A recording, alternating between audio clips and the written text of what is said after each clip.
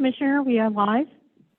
Thank you very much. Well, good afternoon, everybody. This is Palm Beach County Commissioner Greg Weiss, and I am chairing the Lake Worth Lagoon Initiative Steering Committee meeting for today, June 16th. And I want to welcome everybody that are joining us via Zoom, or if you're watching us on YouTube live. But it's nice to have everybody here. If you don't mind, I would like to take just a moment of personal privilege. I'd like to thank, on behalf of the people of Palm Beach County and the Board of County Commissioners, I'd really like to thank South Florida Water Management District with your help in cleaning up the algae in the Pahokee Marina. Just an amazing partnership there. And, you know, people are saying, well, why are you talking about algae in the lake if we're talking about the lagoon? Well, as we know, and as we've seen, that algae in the lake can in fact impact the quality of water in our lagoon. And so really appreciate the opportunity to have that cleaned up and working together on that. The other point I'd like to make in speaking with Deb Drum of Palm Beach County Environmental Resources Management, they, you know, we have, and we're going to see today the Lake Worth Lagoon Management Plan rollout. But if there are people interested in having individual presentations, Environmental Resource Management would be happy to accommodate that. And I'll get into that more when we finish that segment. With that, I know I'm supposed to be making introductions. Unfortunately, because I don't have a video, I can see a list of people here, but how about if I do this? All the important people regarding the Lake Worth Lagoon Initiative are here now. So we'll leave it at that. And I want to thank everybody for joining us. With that, I would like to invite Mayra to talk about the Lake Worth Lagoon Management Plan rollout. Mayra? All right, thank you so much. I am going to share my screen.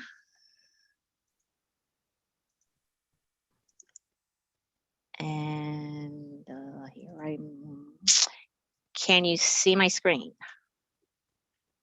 Yes, we can see it. Good. Perfect. Thank you so much. So hello, good afternoon. This is Mayra, and I'm so happy to be here today, especially to be able to announce that we've finalized the 2021 Lake Worth Lagoon Management Plan after undergoing an agency as well as a public review process earlier this year. Throughout this process, we really received great support and comments from both state and local agencies, as well as from the public. I want to take a brief moment to thank all of the agencies and individuals who took the time to read through the document and provide great input and support, which pretty much made the final document that much more improved and complete. This includes staff from the Florida Fish and Wildlife Conservation Commission, as well as the Florida DEP, and of course the South Florida Water Management District, as well as multiple stakeholders that are part of the 3 initiative working groups, these being the water resources, the habitat, as well as the public outreach group. So thank you so much.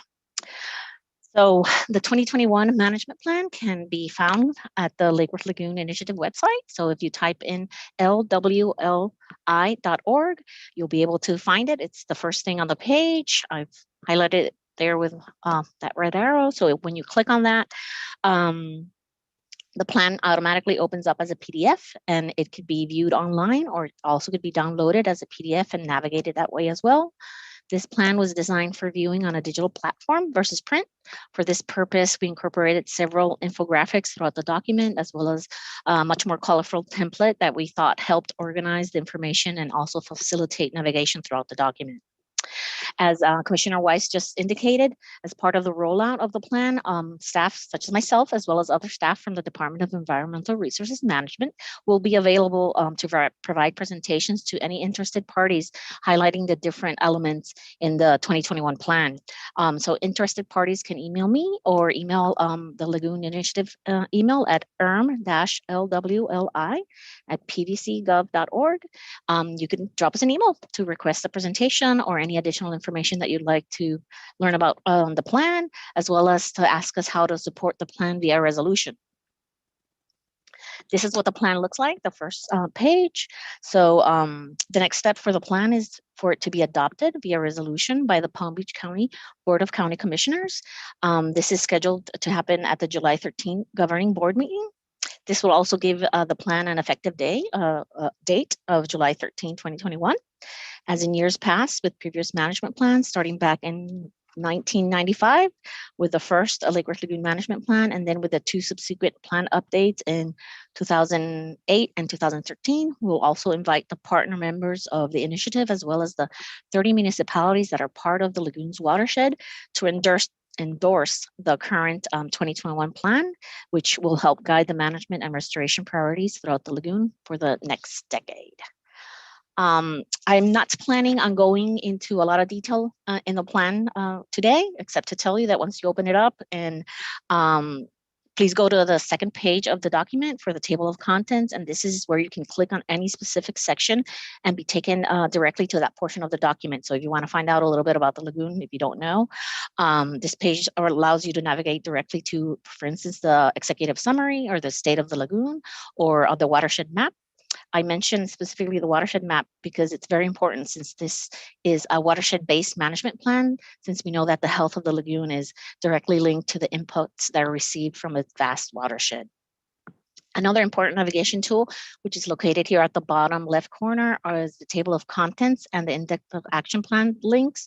You'll find those two links on all the pages throughout the document. So if you finished reading a section, you could just go back to the table of contents or the index of action plans and navigate easily through the document. The next most important page, in my opinion, is the index of action plans. This is where you can find the 25 action plans that identify the management priorities for the lagoon, along with the specific strategies that we've developed to achieve the goals that were laid out for each one. The action plans are organized into 6 main sections. So these include the water and sediment section, habitat enhancement and protection, fish and wildlife monitoring and protection, climate change and sea level rise, as well as public outreach and engagement, and public uses of the lagoon as well. And for easy navigation, you could click on any one of these 25 action plans, and it will go directly to that section. Throughout the plan, we've also identified the need to continue with environmental enhancement projects in order to restore and maintain the valuable estuarine habitats that we have in the lagoon. This includes restoring seagrasses, mangroves, oysters, and reef habitats. And we've also identified the management of sediments, as well as the capping of muck sediments throughout the lagoon. Additional information on these specific efforts can be found in the Habitat Enhancement and Protection section, as well as the sediment management section right here at the bottom. The plan also highlights the importance of stormwater control projects, as well as septic to sewer conversions, in order to minimize impacts to the lagoon from sediments, nutrients, or other pollutants that might be entering the estuary from its expansive watershed. And additional information on these specific efforts can be found in the wastewater and stormwater action plans. Let's see. Okay, we all know that it's essential to work towards revitalizing and maintaining this important estuary, not only for the long-term environmental and biological resources that are found here, but also for the unique recreational and economic benefits it provides to the residents and visitors to this region. So we truly count on a concerted effort from all of the agencies, as well as the nonprofits, their stakeholders, and the community, which live and also work and enjoy the lagoon and its watershed, in order to help us protect the lagoon and help us implement strategies for the restoration of the water quality, as well as the protection of fish and wildlife, and the enhancement of the unique estuarine habitats that are found in our estuary. This word cloud in the shape of the lagoon's official mascot, the spotted eagle ray, I think perfectly describes how stakeholders view the lagoon. Stakeholders who took an online survey about the lagoon's management priority and perceptions described the lagoon as an urban estuary, also as resilient, as diverse, as a nursery, and as a recreational paradise and a treasure. But some other stakeholders also described it as fragile, altered, threatened, and ultimately sometimes taken for granted. So in order to help remedy this feeling of the lagoon sometimes being taken for granted, it is also as part of our strategy for implementing the management plan, and especially for obtaining support for the action plans and their implementation, we would like to invite all of the Lake Worth Lagoon Initiative stakeholders, as well as the 30 municipalities within the lagoon's watershed, to support the 2021 management plan and pledge to continue working towards the identification and construction of priority environmental enhancement and restoration projects throughout the lagoon and its watershed. Also to work towards increasing our partnership efforts for funding support to complete projects and strategies identified in the action plans, and also to help increase stakeholder participation in the restoration and protection of the lagoon, as well as also to help us increase public awareness and outreach efforts of the unique resources, as well as all of the educational and recreational opportunities that the lagoon offers. And ultimately, we also want to work together to prioritize and combine all data collection efforts in order to assess project successes and also help guide future management decisions. This slide here in the middle column shows the draft resolution in support of the management plan. And obviously it's found in the plan on page 130, and this can be adopted by any of the initiative partners or any interested parties. And that's what we're looking for at this point. And I want to thank you for your time. And of course, you could contact me if you have any questions or would like to have a presentation on the plan for your organization. You could either email me or you could call me. Thank you for your time. I don't know if anybody has any questions for me. Does anyone have any questions? I don't know if you're able to communicate via audio. If not, you can certainly put them in the chat. All right, seeing none, thank you so much for that great presentation. I mean, the Lake Worth Management Plan, what you all have done is just is phenomenal, and I just kudos to you all. I mean, it's just so well done. And then just to reiterate Myra's point, if there are civic groups, if there are governments, other organizations that would wish to have a presentation on the Lake Worth Lagoon Management Plan, they would be happy to provide that, and are looking for opportunities to be able to share this great information with our community. So, all right.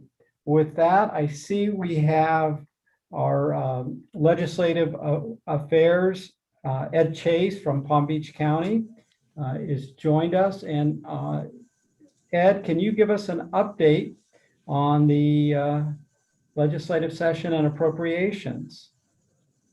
Well, good afternoon, Commissioner. Good afternoon, everyone else. Just want to make sure you can hear me. We can hear you fine, Ed. Excellent. So through this appropriation process for the Lake Worth Lagoon, there was one of the 4 priorities that was funded. It was priority number 2, which was the Lake Worth Lagoon Monitoring Program. So that particular project was funded at $250,000. I do want to just kind of give you a very, very quick explanation of kind of how we got there. We knew going in that this was going to be a very weird and very bizarre session, and it did not disappoint. All 4 priority projects were submitted. Initially, the first priority project, the Section 1135 project, was funded in the Senate budget, but only at $250,000 out of the $1 million that was requested. It was at that point in time when I spoke with Senator Lori Berman that she said that the Appropriations Subcommittee Chair, Senator Albritton, came to her and said, look, we really need to tighten this up. We need members to have a project that is stable and that is in the $250,000 category. It is that point that she basically kind of carved out the number 2 project, the Lake Worth Lagoon monitoring program, asked him to fund that at $250,000, just a little over the request at $247,530, and he did, and that is the request that came through, that was in the final budget, and that did survive the governor's veto pen.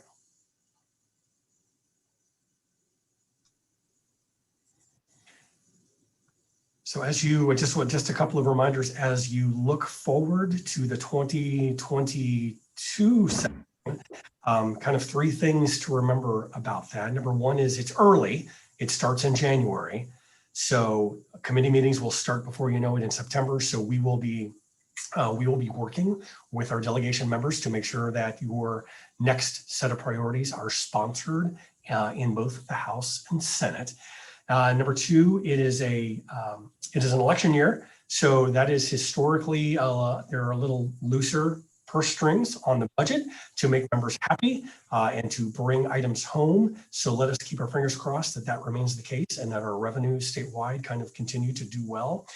And the third and final thing is it is a reapportionment year, which means most people's attention will be directed elsewhere. So it's going to be an effort to keep people focused and educated on the importance of funding of these issues going through that very weird once every 10-year process. So those are just a few things to keep in mind.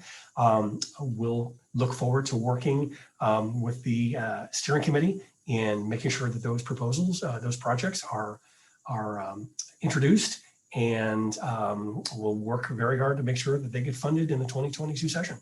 And that's it for me. Great. Thank you very much for that update, Ed. Are there any questions for Ed? This is Deb Drum. I just want to say thank you to Ed for all of the hard work in Tallahassee. It was a really tough year, and we really are have a lot of gratitude for all of your hard work and for making that monitoring, those monitoring dollars happen. Thank you. You are welcome.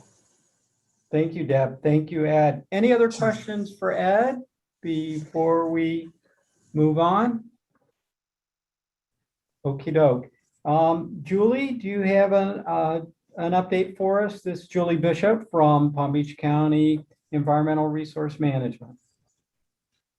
Hi, Commissioner. Hello, and good afternoon to everyone.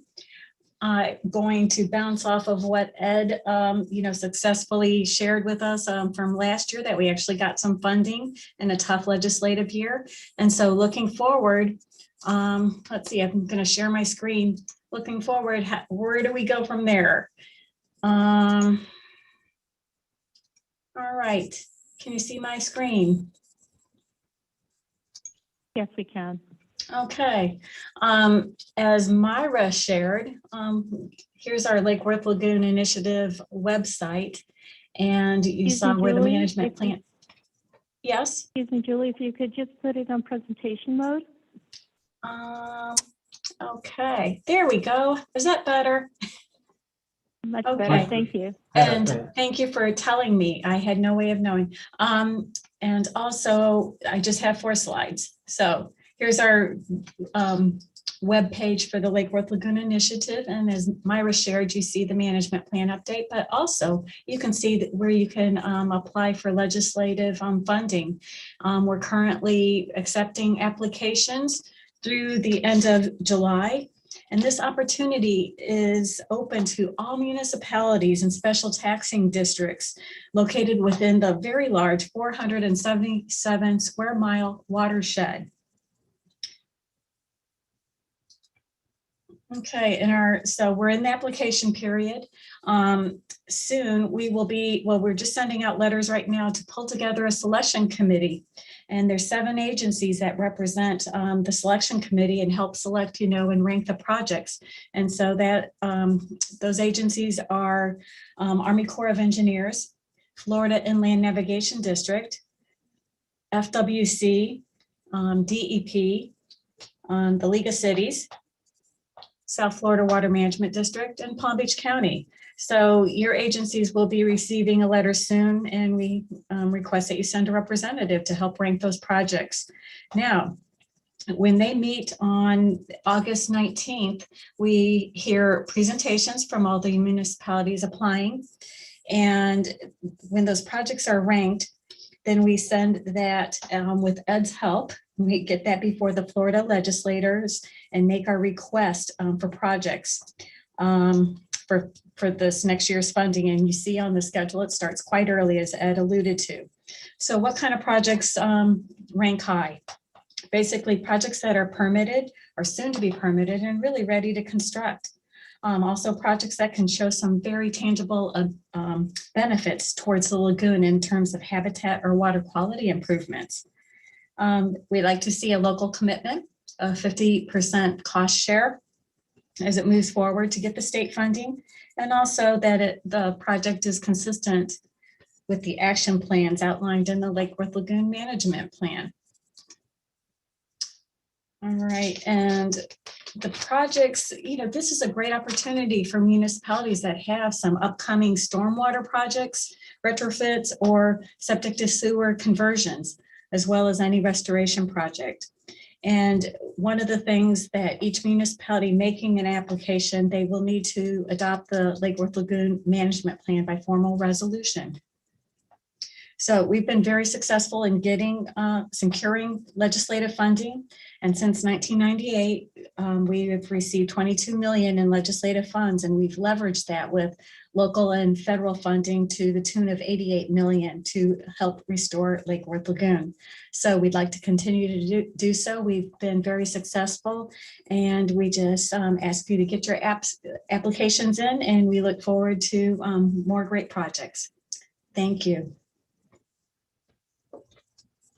Thank you, Julie. Does anyone have any questions for Julie? Hearing that, my only question, Julie, are you from Michigan? No, Illinois. I knew, well, somewhere. I knew it was had to be close by there. I could hear it in your voice. You mean I have an accent? To my tin ear, yes. Okay. All right. Thank you. Well, thank you very much for that update, and very much appreciated. It has been mentioned, this is a great opportunity to get additional funding, although last year was not a great year for us.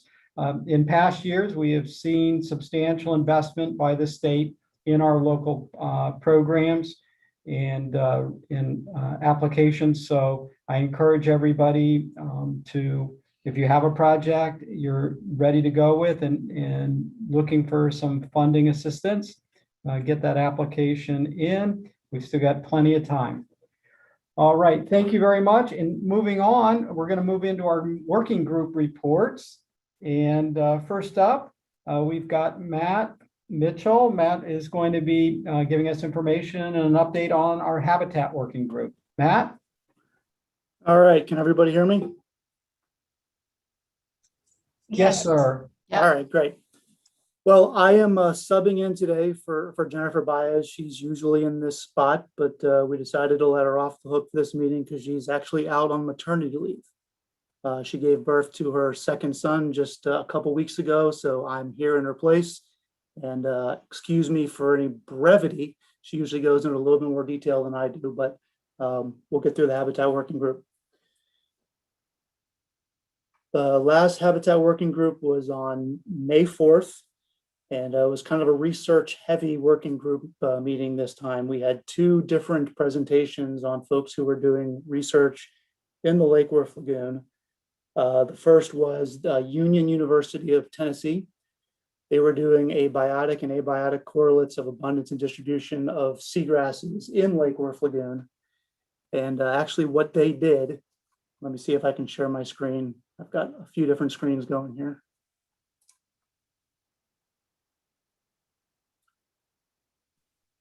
Yvette, can you clear it so I can share my screen?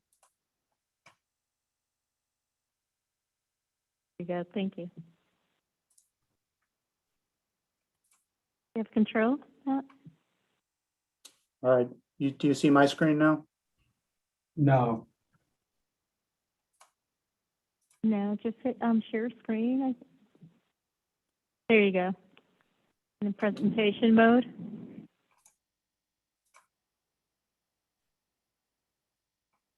Is it in presentation mode now on your end? Looks good from here. Yep. Looks Yes. good. All right, sorry, yeah, I've got three screens going here. So yes, Union University actually took a whole bunch of available water quality and seagrass data that we had helped them acquire. And from 2007 and 2019, reviewed both water quality and seagrass data.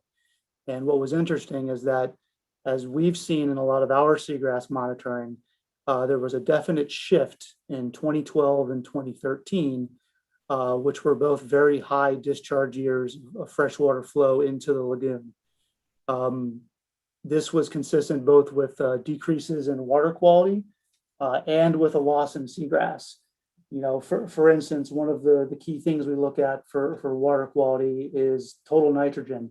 And we had a significant increase in total nitrogen between the 2007 and 2012 period.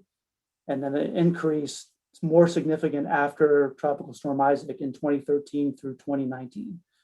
So that was kind of consistent across the board with a lot of the different parameters we look at for water quality. So interesting to see, you know, that finding. There's not enough data out there to necessarily correlate the two together, but it does support a hunch we've had for a long time in the lagoon, with 2012, 2013 being kind of the start of the decline we've seen to date.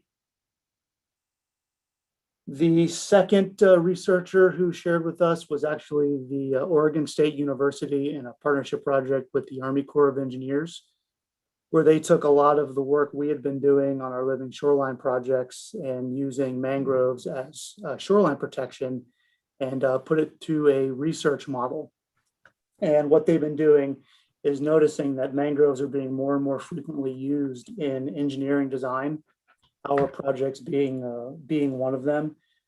So they're looking physically at the impacts that mangroves can attenuate wave action when used in shoreline projects. So with these two, I think the biggest takeaway from the lagoon's perspective is that we now have a lot of outside universities and researchers using Lake Worth Lagoon as a research site. This really highlights the effectiveness of the projects we've done, you know, both Palm Beach County and, you know, through the initiative as a whole. And furthermore, it really continues to bring a lot more outside attention to the lagoon. Obviously, we've been working really hard to keep Lake Worth Lagoon at the forefront. Indian River and Caloosahatchee obviously get a lot of attention, but the more research that's done in Lake Worth Lagoon and the more research we have the opportunity to share, the more attention the lagoon gets. So that's always beneficial to the county and to this group.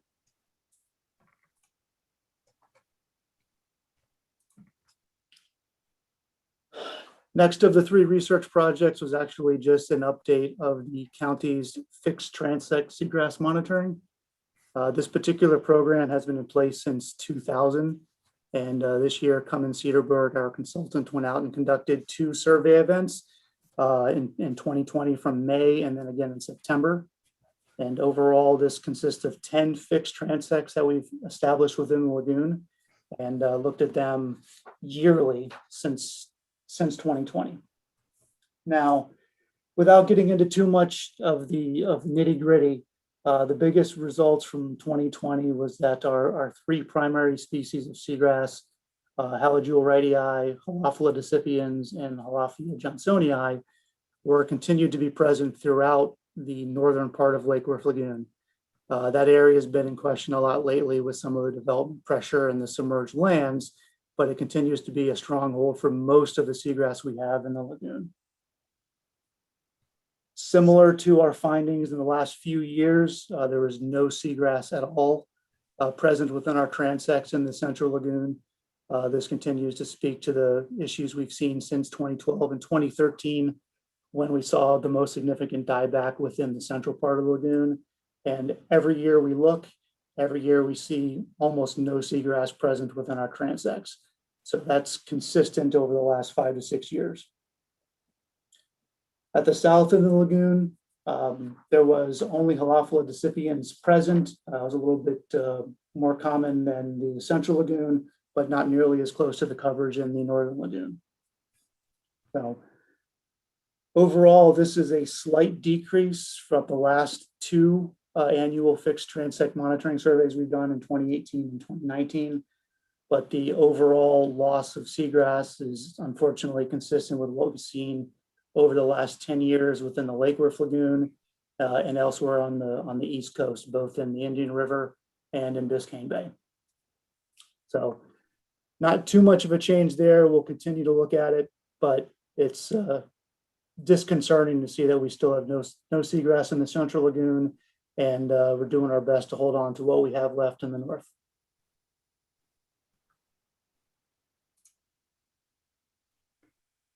All right, on to some of the more fun stuff. We have our usual once annual herb update of some of our projects.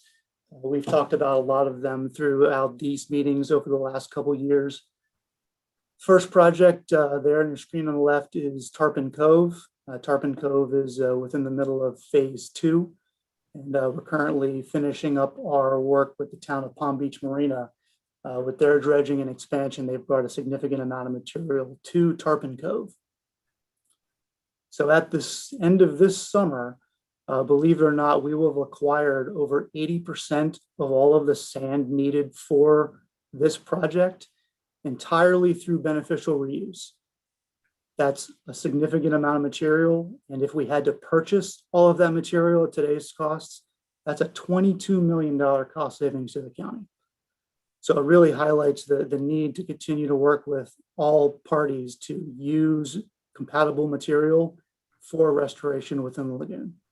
So we're really excited that we're wrapping up the phase 2 at the end of the summer, and we'll continue building some of the islands to the north of those established already in the south. Next project, also recently completed, is the Jewel Cove mangrove pods. This is a little smaller scale project than what we typically do. In this instance, we use some of the findings we've seen over the years at Peanut Island and at Snook Islands, and seeing that mangroves usually do pretty well in the riprap and the limestone rock we put into the system. So for Jewel Cove, we ended up placing 5 discrete limestone piles off of our Jewel Cove living shoreline, which is just south of the Lake Ave Bridge. And each of these piles were planted various larger mangroves with the intent that they grow into slightly larger mangrove islands. And the hope is that this design is transferable elsewhere within the lagoon and elsewhere within the county to put in smaller scale projects at a much more cost-effective nature than some of the larger scale fill projects we incorporate. Next 2 updates are just some of the upcoming projects that the county is undertaking. Number 1 on the left is Bonefish Cove. This is the Army Corps Cap 1135 project that Ed and Julie referenced earlier. It's a large-scale partnership project with the Army Corps of Engineers.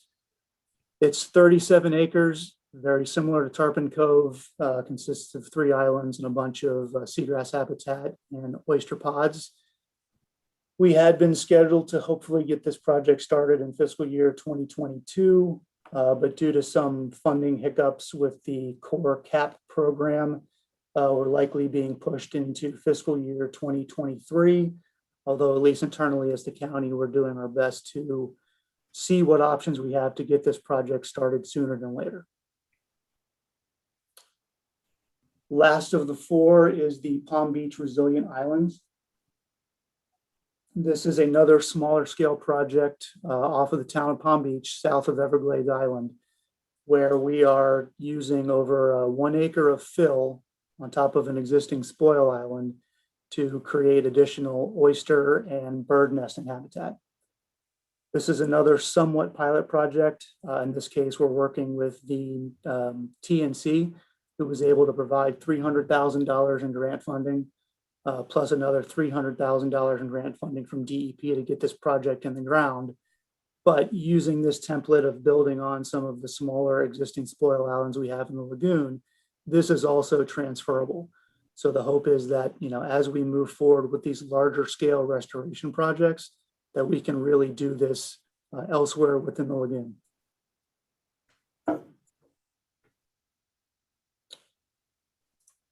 And last but not least, I'm trying to keep to my 5 slides, 5 minutes mantra. An update that we didn't share at the Habitat Working Group was the North Lake Worth Lagoon acoustic telemetry network. This is something that is really excited about. It's a partnership project with the West Palm Beach Fishing Club and FWC. It's been in the works behind the scenes for quite a few years. And where we started using FWC's assistance and Fishing Club's financial backing is we ended up putting out 12 different acoustic receivers throughout the north part of the lagoon. This will really help us in the future track tagged animals, fish, manatees, sea turtles. This is just the beginning of the network, so we're really excited to get it in the ground. On May 22nd, with the Palm Beach Fishing Club, we actually had what is called the Mutton Snapper Challenge, where the fishing club invited a bunch of club members to participate in a fishing outing, and any mutton snappers, being the target species of this particular endeavor captured, could be affixed with acoustic tags. Unfortunately, the event, while it attracted quite a number of participants, wasn't as successful as we would have wanted. We did end up with one mutton snapper that met the characteristics we wanted to tag, so we do have a picture of it. So we did get that one tag and that one fish. We're going to continue on, hopefully into the fall of next year, and do more tagging events. But overall, this is just the beginning, and it'll be really big in helping our fisheries monitoring, along with our listed species in the lagoon, into the near future. So that is all I have. Again, apologies for the brevity. I'm subbing in today, but if anyone has any questions, please let me know. Thank you, Matt.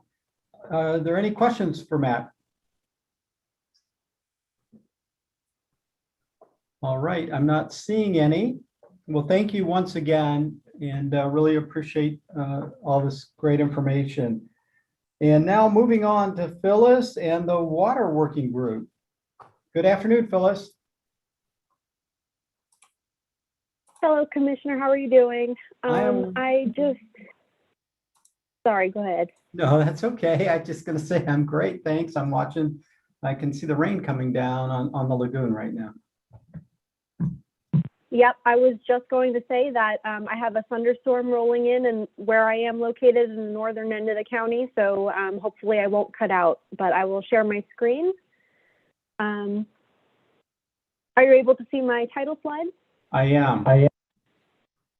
Okay, great. Well, thank you for the introduction, Commissioner, and hello, everyone. Thank you for having me yet again today. My name is Phyllis Klarman. I am a senior scientist here at the South Florida Water Management District, and I am also the Water Resources Working Group lead. And so I'll be giving you a brief update on the meeting that we had just yesterday, and a little bit of introduction or background. As I'm working on inviting presenters to each of our meetings, what I really try to look at, in addition to any relevant science or projects that are relevant to the Lake Worth Lagoon, I'm also interested in seeing what other tangential subjects might be of interest. And of course, the big elephant in the room these days is the blue-green algae blooms that we've been experiencing in Lake Okeechobee, as well as some recent events in the county itself, where some of our water supply has been impacted by toxins produced by some algal bloom species. And so I wanted to provide a little bit more background, of course, on blue-green algae blooms, and focusing a little bit on what the Water Management District is doing in response. And so I had the pleasure of inviting Anna Wachnicka from the Water Management District. She's a lead scientist in the Applied Sciences Bureau here at the district, and an expert in algae and all things phytoplankton. And so she provided us this really nice, thorough presentation on monitoring and management strategies for harmful algal blooms in Lake Okeechobee. And of course, this information is specific to Lake O, but as we all know, the landscape is quite connected. And because of some of the recent events we've experienced here in the county, all of the science is relevant. So I think this is a really great summary of some of the work that the district is doing. So the monitoring and responses that the district participates in doesn't begin and end with a bloom. So there are things that are happening all year round, every year. There's routine and response to water quality monitoring and harmful algal bloom monitoring. So there's continuous water quality sampling as well as discrete grab sampling that occurs. And this is for the purposes of bloom detection, identifying phytoplankton species, detecting the potential for toxins that are being produced, as well as understanding the environmental factors that might lead to bloom initiation, development, and termination. There's long-term water quality modeling and data mining. And so it's really important for us, especially the scientists at the district, to understand the links between the blooms, things like climate change and extreme weather events, changing hydrology and nutrient regimes, and trends and patterns of these harmful algal blooms under different water quality regimes. A lot of this data then can be used and applied to predictive modeling tools. And so these predictive tools can give us a better sense of the timing, location, and possible toxicity of harmful algal blooms. I'll just add, if you've been plugged in at all into the recent effort by the Army Corps to update the Lake Okeechobee System Operating Manual, there was some interest and objectives written into that planning study to see if we can evaluate HAB risk in Lake Okeechobee as well as the northern estuaries. So if you're not aware, some initial work has been done in developing these predictive tools. But of course, these are going to be really important for us to evaluate sort of future scenarios and understanding how the ecosystem will respond to our management actions. And then finally, some of the algal bloom mitigation and prevention strategies you may have heard about in the news recently, and you may have heard about them in more detail at some of our other meetings, including the district governing board meetings. But I'll provide in a few slides a few examples of the innovative tools and alternative technologies that are being used to address HABs at the source.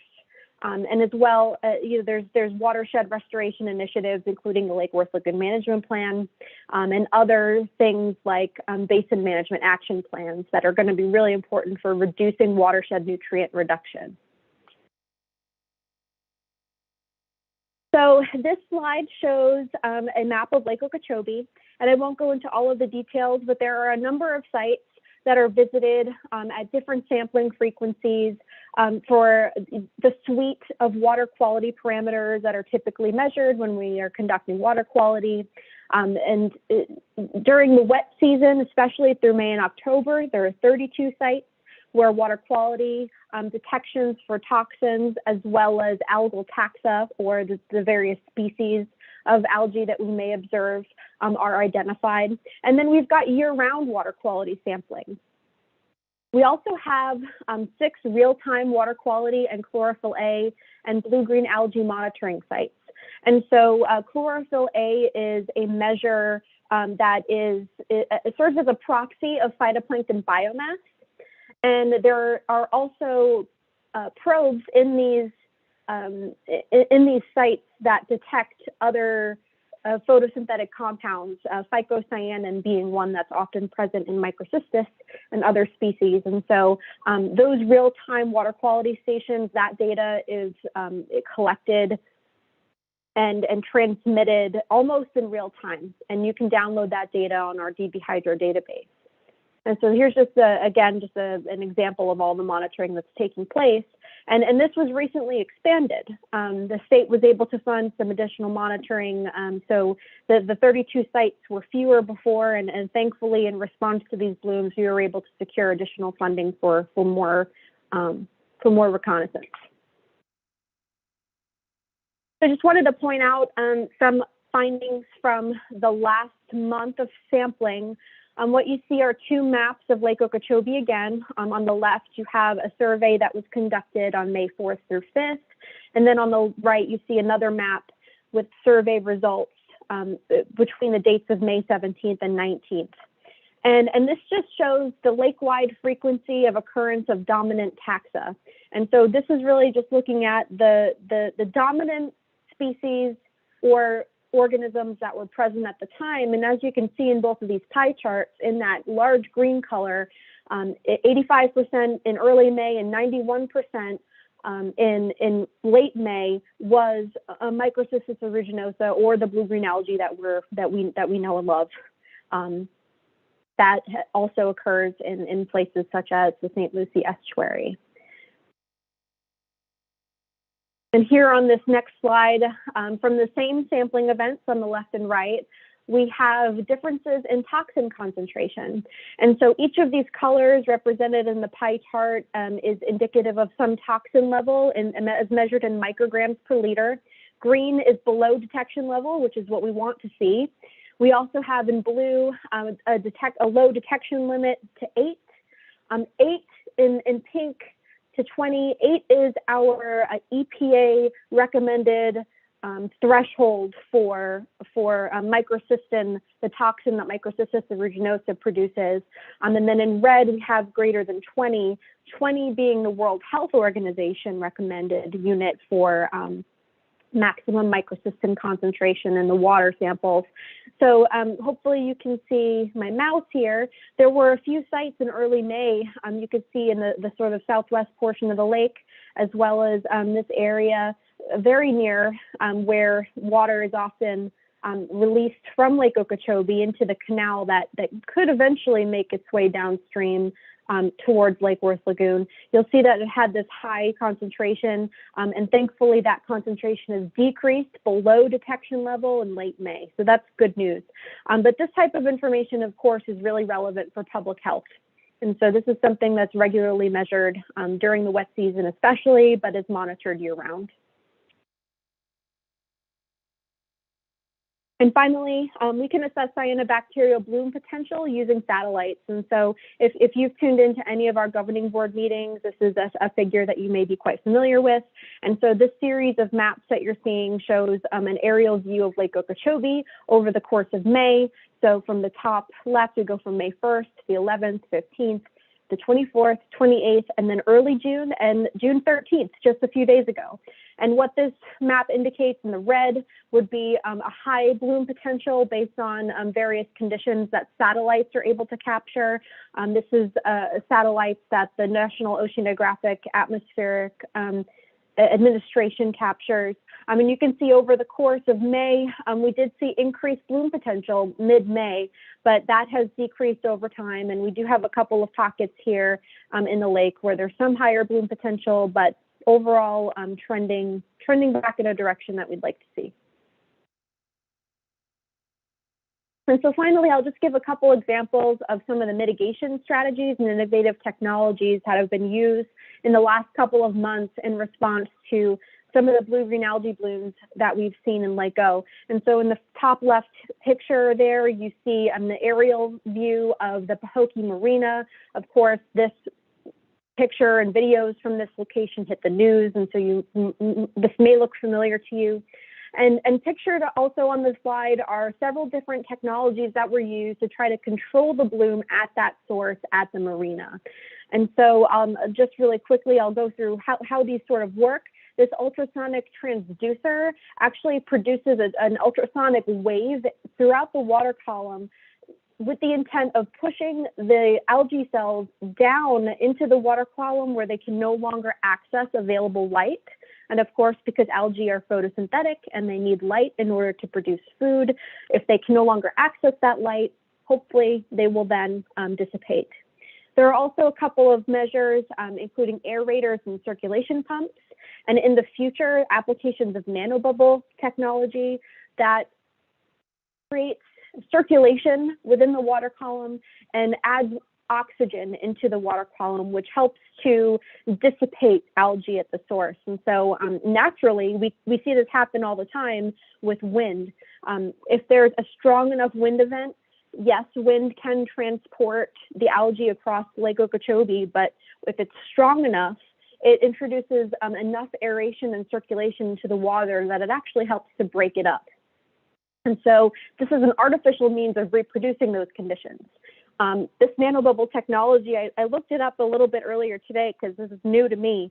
But basically what it does is it produces these really tiny air bubbles, literally 400 times diameter smaller than a human hair.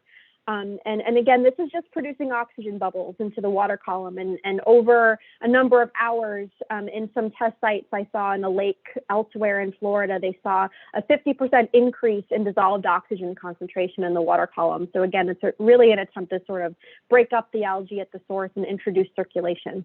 And then there's also vacuums.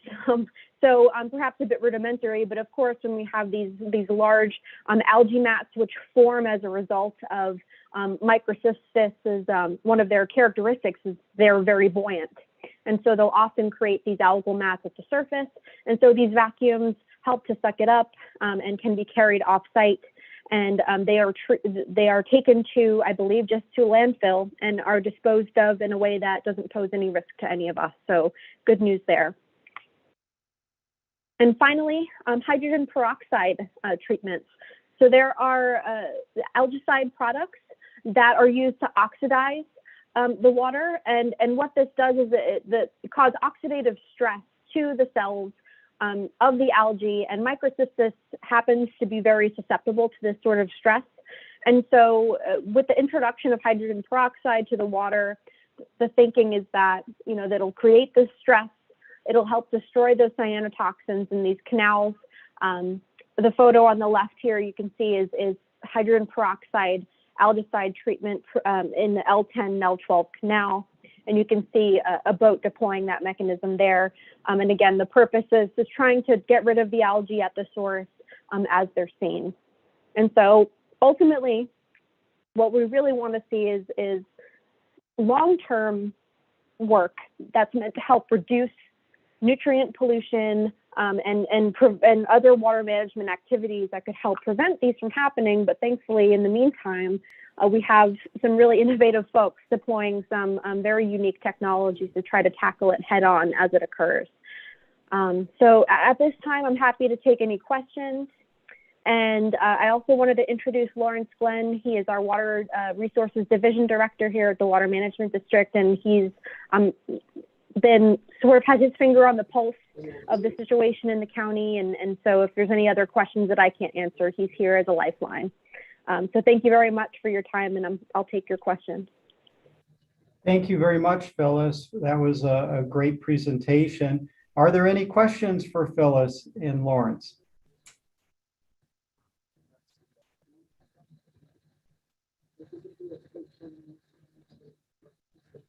I don't hear any questions. I don't see anything in the chat.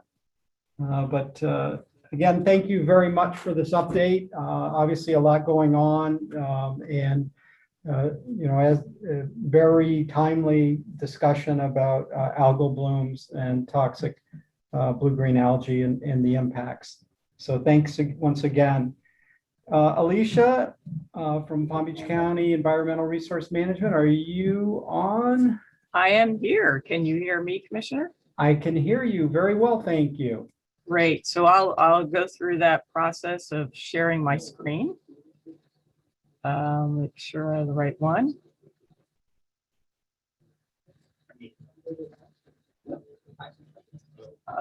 Let's see. Can you all see that? I can see it. Yes. Okay. Okay, I'll get started. Well, thank you. I'm happy to report on public outreach events in Lake Worth Lagoon and connecting people with the lagoon.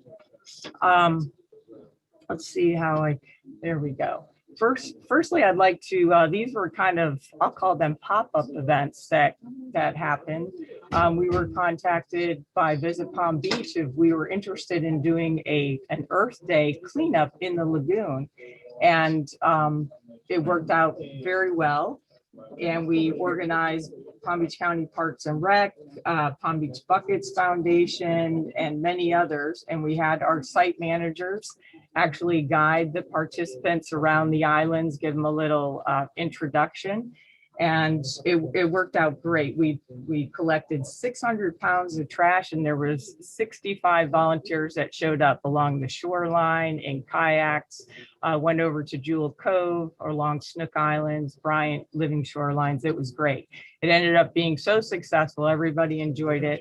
They contacted us again on World Ocean Day, which was Tuesday, June 8th. And we selected Coral Cove and Jupiter Inlet to clean up there. And that was very successful again, where we got probably over 500 pounds of trash with more than 70 volunteers. So we figured this is the beginning of a very cooperative activity. So we hope to continue in the future. What I'd like to do is I have several pictures, but I'm going to go through them very quickly. This past week, we had our final virtual live field trip with Palm Beach County School District. But this one was a little special because we had the two teachers that headed this up. They were with us in the field. And so I'm just going to take you, I decided we got a lot of good pictures. So I'm going to take you on a little pictorial journey on our field trip. So at first, now we had a solid hour. Actually, we went for an hour and 5 minutes, and we had 120 students and teachers online watching this live and asking us questions. So this first slide here is the teacher and actually myself. Before we went live, we did some seining to collect some organisms, and it was very low tide. And so we were very lucky there. We first encountered this blue crab, of course, wasn't in our net. Benji had to catch it, and Benji was our host, very lively host.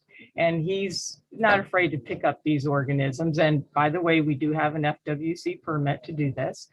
And so it's wonderful because we were introducing the estuary habitat and the food web and how these organisms are so adaptive. And so he would hold that organism, and I think he was holding it by its thumb for part of it, and kind of explaining all the adaptive features of that crab. In the seine net, we had, okay, Matt could probably correct me, but we'll say baitfish. And just kind of talking about the adaptations, the coloring and how it camouflages, and we actually caught a lot of those, but sometimes he's got to put it in his hand so they can see up close when we're videoing. Another, he had a little puffer. Again, he shows the anatomy and physiology, of course, the outside of it, the flat bottom, how they're bottom feeders. And he was actually able to open, this was a great view that the kids like because we do get feedback, opening it up and showing its mouth because it did bite him right before. Just didn't draw any blood, but a little round mark. And as we ventured in the low tide, in the mud flats, we ran into a horseshoe crab.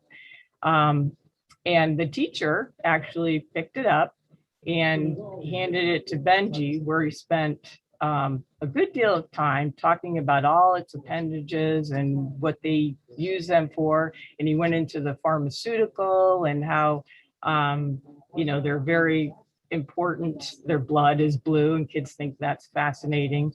But how they're important in the pharmaceutical industry. But you're just seeing one picture, but he took a while and pointed at different things. And this crab was moving a lot during that. The next, of course, we kind of had, he was explaining the base of the system and what supports this whole estuarine system. And so we were in a spot where we were talking about mangroves and the oysters and the importance of that. And Benji gets down in there and pretends he's an organism, and would you rather be in the big open ocean or in here at high tide, you know, all safe in between these things. So we continued on as the water receded. We were in some areas with no water, lots and lots of mollusks. These little teeny gastropods were all over, and in little places there was a collection of them. So he put his hand in there. You got to show them up close and personal. You can't see it in a picture, but after a few seconds, all these little snails were moving all over the place in his hand. And of course, we run into lots of them. Here's a hermit crab, sorry, that a teacher is pointing to. The water was very shallow, so we're able to see that. And then he's got a fighting conch that was open, and it's closed a little bit in this picture, but he was able to show that muscular foot and the operculum and how they move and how important they are. This is a great picture. I thought, and they could see this through the camera, which I thought was really great. You know, their eyes and that muscular foot sticking out.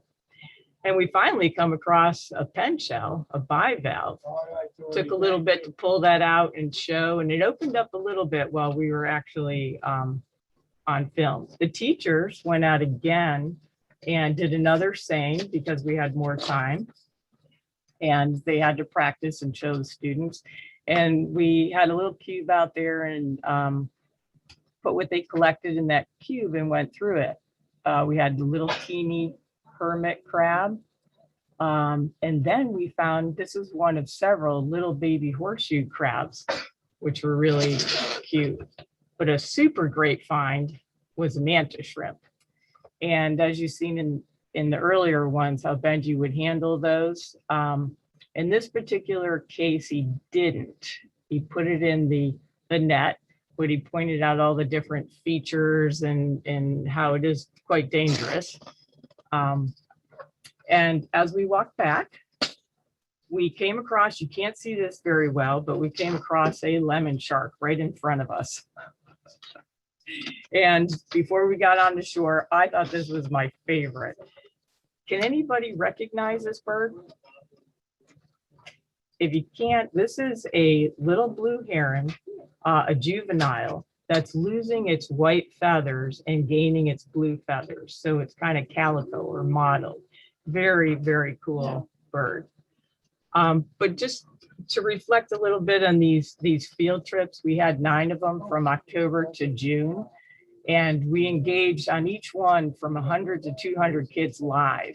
But then afterwards, because it's recorded and available on YouTube, we get an average of like 500 students that watch it. Sometimes teachers watch it in class, and sometimes kids do that on their own. So really the analytics, we realize there's over 5,000 over the year that actually viewed this. So, so successful, we decided we will do it again next year.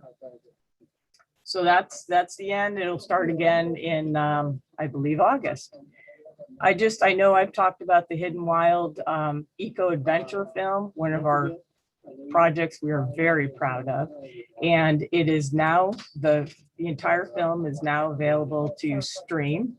And there's the site where you can go to. But they rolled it out this month with at the end of the school year, and we did get some feedback from teachers, and which I was really waiting for. The kids loved it. They loved it. They were jealous that they couldn't do it. They liked watching their peers go through this, and they were actually sorry it was so short. So the teacher said it was very engaging. That was just a little bit of the feedback that I got. We also met with the curriculum team, and they have created a very, very impressive lessons and enrichment activities that will also be available soon in a couple of weeks once we provide some comments. And just a side note that this has been aired on PBS on Earth Day in our South Florida area, and also Orlando and Jacksonville outlets. So there you go, hiddenwildfilm.com. You can check it out. Please do. I'd love to hear your comments. I just had to throw in a little plug here. I know Myra mentioned our mascot, the spotted eagle ray. That is Laguna. There she is. She was invited to participate in a water safety video for the Children's Services Council. And when she was there, she met some new friends, and she invited them to Lagoon Fest, which is coming up. Everybody mark your calendars. We have it on schedule. We had our kickoff meeting with the event manager, and she is working. My email is already blowing up with all back and forth with sponsors and online platforms and things like that. So we're ready to go. Save that date, and hopefully it'll be an awesome event.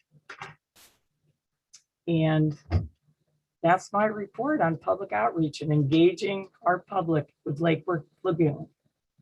Well, thank you, Alicia. Does anyone have any questions for Alicia? Although I see some comments in the chat, and which is I have to say. So one is from Niels from my office. He said it looks like so much fun. Great job and amazing pictures.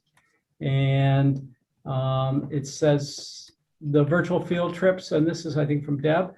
Virtual field trips are born of COVID, and we're going to keep them. And I think that's great, because clearly, Alicia, you mentioned that you can get a lot more engagement with these some of these virtual events that you're able to do. Although we all love to be in person, but that's great. A lot of young people, especially, are having an opportunity to see the lagoon and get a much better understanding and education of the importance it is to our community. I agree. Thank you. Thank you. Thank you. And we're all looking forward. I've marked it on my calendar. Lagoon Fest 2021 is going to be on November 6th. And very much looking forward to that and continuing for our updates at our next meeting. Great. Okay, moving on. We have Jeremy McBrien from Palm Beach County. He's our Water Resources Manager, and he's going to give us an update on the LOSM status. Jeremy? Hey, good afternoon, Commissioner. Can you still hear me okay? We hear you just fine, and that's a great picture of you. You still have a beard. Yes, it's a little bit grayer than it used to be, but and I'll give you an award if you figure out where I'm from after I talk today. So first of all, I want to apologize. My comments are going to be so boring and mundane compared to what you just saw. I really loved Alicia's talk. So first of all, sorry for that. This is kind of more of an engineering process related talk, but very important nonetheless. So Lake Okeechobee, you've probably heard for a while now, the Corps of Engineers is updating their operational plan for the lake, and they actually started the public scoping all the way back in February 2019. So this has been going on for more than 2 years now. Kind of to give you a couple of dates here up front, and then I'll get you into some more of the technical things that are happening. The Corps, they went ahead and communicated to stakeholders kind of their approach to developing what they call balanced plans. That was back in early May, on May 7th. And those were going to be formulated then and then modeled in their second iteration of modeling. And so that modeling has been completed. It actually resulted in 6 plans that were released by the Corps on June 9. And just to give you some more context, we started this effort in really evaluating more than 120,000 conceptual ideas as far as operating the lake. And so that's all filtered down now to 6 plans. The Corps is hosting a performance overview meeting tomorrow morning. That's at 9 o'clock. And then they're going to start doing some additional workshops, kind of what they call evaluation workshops, on June 22nd. And their current plan is to identify a preferred alternative by August 4th.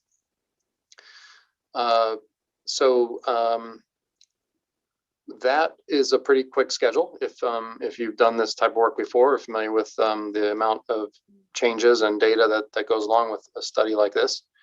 And so what happened recently, a group of stakeholders and local governments went ahead and met with Representative Lois Frankel back in early June, and kind of expressing our interest and desire to have a little bit more time to understand the details of the technical work and the results of the modeling. That ended up resulting in a letter from Representative Frankel, along with Representative Stubbe, Diaz-Balart, and Webster. That letter went to the Acting Assistant Secretary of the Army for Civil Works a week or so ago, requesting a 90-day extension to review those results. So that's in process. In addition, County Mayor Kerner also just signed a letter asking for additional time, and that letter will go out this afternoon. So that's kind of some of the background schedule details. Wanted to jump in on kind of what I'm seeing so far and what has transpired as far as the Lake Worth Lagoon would be concerned. So there's been, like I said, a lot of modeling going on, a lot of computer-based modeling, trying to predict the future basically of how different lake operations will affect our region. Between the kind of first round of modeling and the second phase that I just described, the model has been updated quite a bit. There's some better, or trying to attempt at better representing the Indian Trail Improvement District area in Western Palm Beach County, trying to better represent how Grassy Waters is managed, as well as the Canal, and also trying to better represent how water flows from Grassy Waters through to the Loxahatchee Slough and River. And so obviously the goal is to make improvements to these areas, but as you make changes to models or augment modeling, there can also be some things that may not have happened just right. So I'm kind of trying to look at those data now and understand how things are looking. Jumping into Lake Worth Lagoon, at least from what I've seen so far, the Corps has heard us as far as Lake Worth Lagoon, and I have one performance measure out of the 65 that I have sort of easy access to. There's one performance measure that's characterizing Lake Worth Lagoon flows from Lake Okeechobee. And the good news right now is the alternatives, the 6 final alternatives, are quite substantially lower flows to Lake Worth Lagoon from the lake as compared to what would happen under the current operations. So current operations, they're assuming about 60,000 acre feet per year on average that would go to the lagoon from the lake.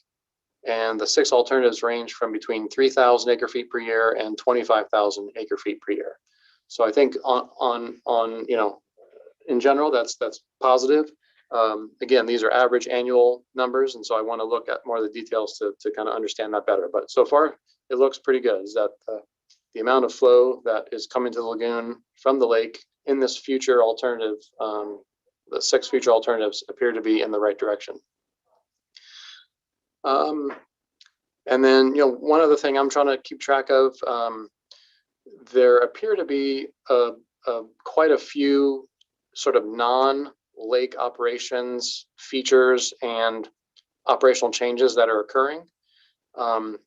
And it may, what it may be doing is sort of assigning changes or impacts or benefits to the LOSUM alternatives that may actually be occurring as a result of other things going on or other assumptions. And so it may be leading to sort of an incorrect assignment of either benefits or impacts on these alternatives. And so I'm trying to delve into that a little bit more. And then another thing, obviously we've been asking for a while to have some additional data to understand the overall impacts on the Lake Worth Lagoon. I think, like I said before, we're seeing good trends in the direction of reduced Lake Okeechobee water going to Lake Worth Lagoon. But as you modify regional operations and the lake, there could be some other consequences on the lagoon, especially regarding stormwater runoff. And so we need to verify that we're not exacerbating some of the runoff issues that we currently have that make it to the lagoon. So that's something I'm also going to look further at. And again, we just got the data last week, and so I'm just starting to delve into it now. And so, yeah, I think that's my quick update on LOSUM and how it affects Lake Worth Lagoon. And I'll be happy to try and answer any questions you have. Well, thank you, Jeremy. And I have to say, you have stumped me. I cannot tell by your speech pattern what part of the country you're from. So I'm rather than make a fool out of myself, I'll leave it at that. All right, that's good. Thank you. I will say it's a hybrid, so I kind of tricked you, a little bit of Seattle, a little bit of Wisconsin, and so yeah, it's a hybrid. Okay, all right, fair enough. Are there any questions for Jeremy other than where he grew up?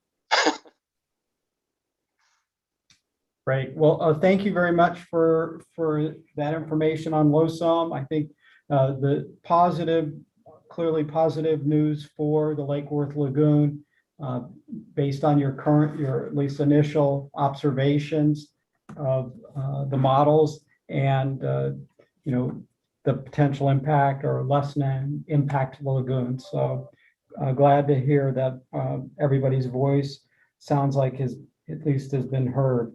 So thank you very much for that update. Sure. Okay, moving on, we have steering committee comments around the table. I don't see Jay Steinley from the South Florida Water Management Board. Is there anybody here in his place? No. Unfortunately, Mr. Stanley could not make it with to this meeting today. Okay, so and I guess he didn't have an alternate there. So okay, we'll move along. Moving along. Any representatives from South Florida Water Management District that have not yet had an opportunity or have additional comments or information they'd like to share with us? Sure, this is Lawrence. Hi, Lawrence. I'd just like to kind of feed off of Phyllis's presentation, and that, we are really fortunate that we have the updated and expanded monitoring for Lake Okeechobee and throughout the Lake Okeechobee Basin. And we're trying to really push hard to use those data to have a better understanding of how these blooms are occurring, what drives them, how we might get ahead of them. And then with the innovative technologies that we've been testing, we've been working with FDEP to find out what they have approved, that's also approved by EPA, so that we can go out and look at the efficacy of these different methods, having both chemical and non-chemical based, because a lot of people are fearful of chemical. But what tools will we have in the toolbox if releases are needed to be made? Can we do anything to help ameliorate blue-green algae conditions so we don't end up in conditions like we were in 2018? So the district's working really hard on that. And then of course we are completely engaged in the LOSOM process.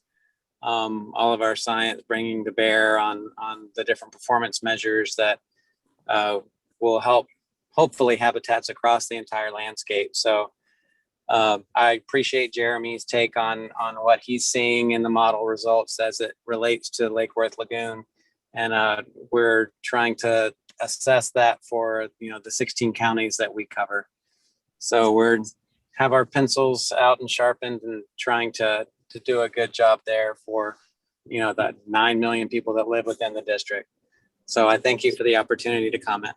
Well, thank you very much, Lawrence, and all the great work you all are doing and trying to understand if there's any causal relationships that we might be able to mitigate against. So that's really important and really important work. So glad you're here, and thank you very much for sharing with us.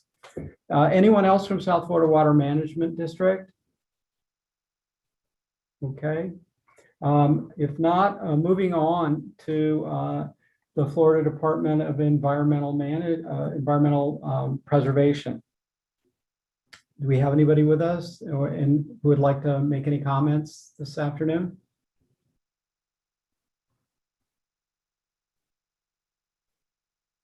Not hearing We it. have one hand raised.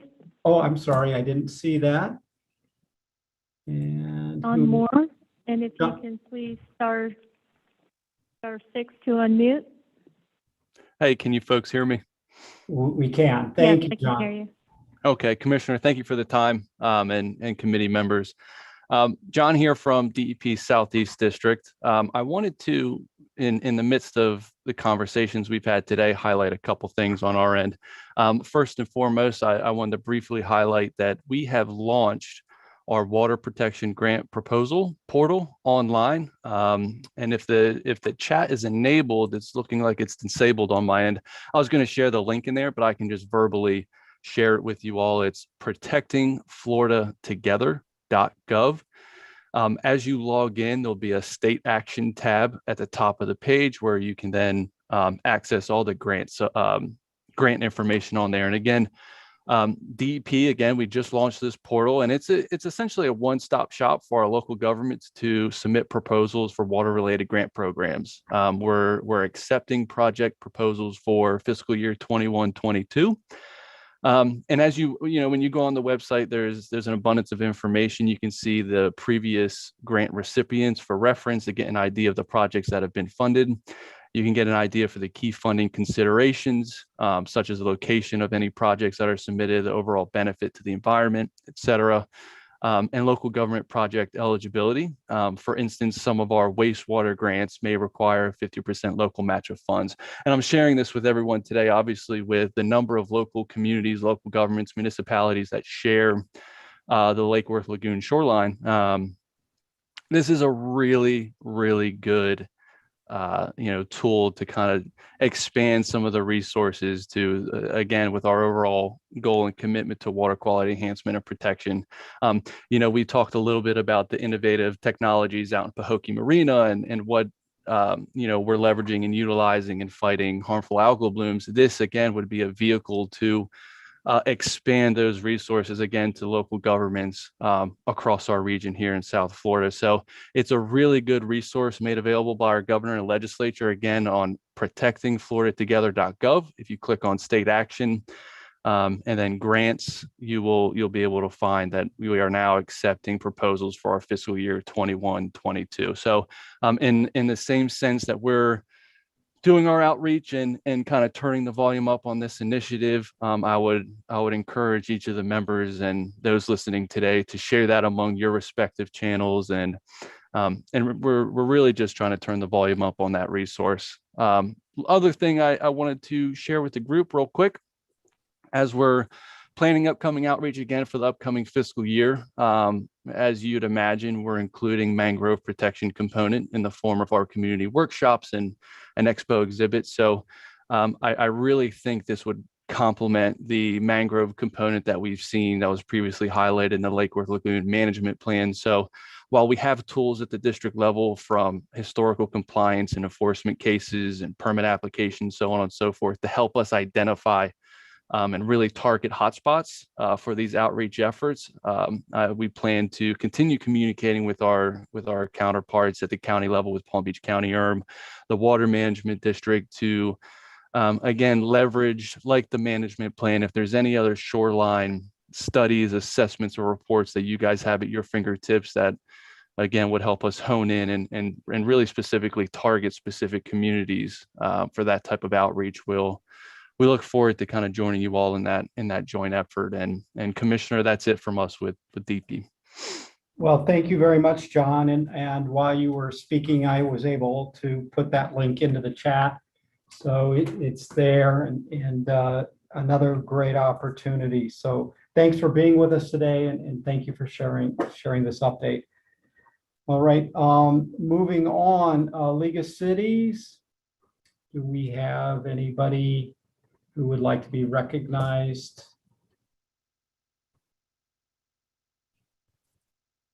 Not seeing anybody. And then certainly last but not least, the Florida Inland Navigation District. Do we have anybody on who would like to give us an update or have any comments?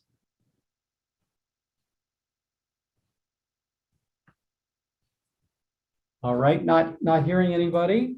We'll move on. Moving into public comments. Are there any members of the public that wish to be recognized?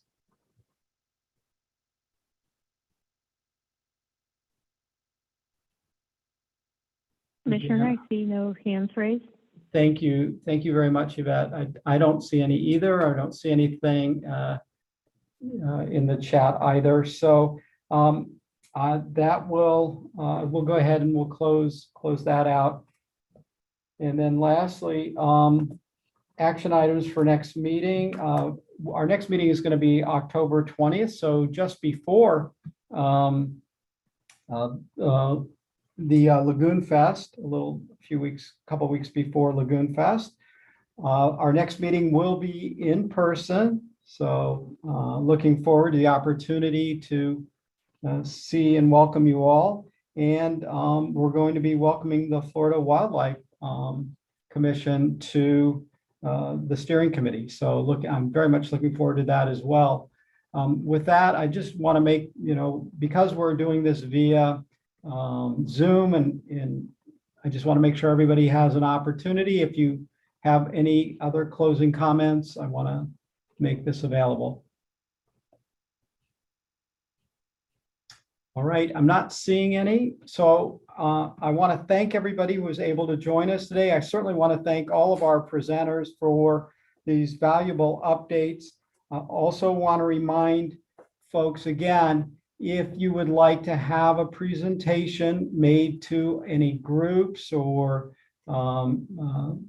businesses, civic groups, anywhere that people may be valuable to have an update on the lagoon management plan. This is just a great update we've had, and I know our folks over in the environmental resource management department would be very pleased to come out and make this presentation to the various groups in our community. So I'll just pass that along one more time.